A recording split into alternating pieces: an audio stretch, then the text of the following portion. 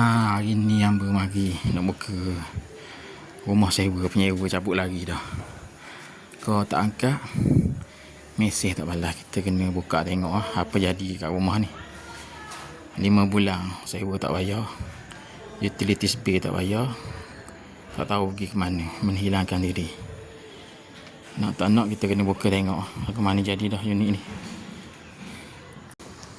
Tadi malam ni kita mari buka.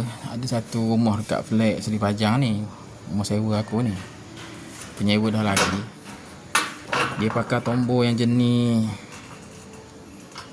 anti-cut ni. Aku tengah pakai gaji besi tak boleh. Dia kena pakai cut grinder juga. Malam ni boleh. Malam ni mari potong. Bawa grinder tu lah. Memang tak boleh nak buat dengan gaji besi. Dia pakai jenis hok kerah ni. Hardened. Kerah ni. Nombor mari. Nak pecah pintu mangga bit rumah sewa ni. Pakai gaji besi tak boleh, kita kena pakai grinder juga.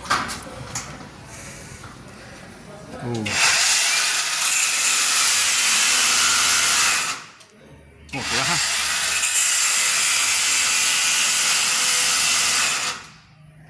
Masuk dah.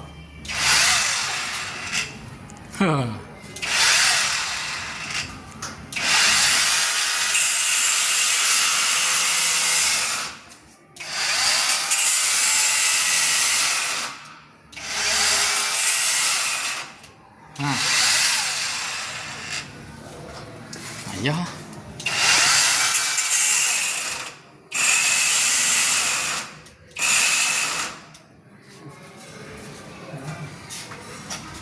Tolak dah bateri.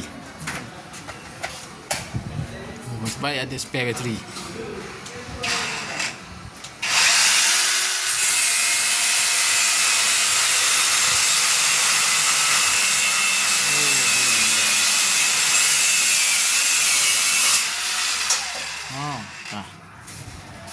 Allah. Aku boleh. Kecil tinggal apa? Macam dia? Tak ada. Tinggal. Ada gaduh lorak ni. Penyewa cabut lagi. Beres.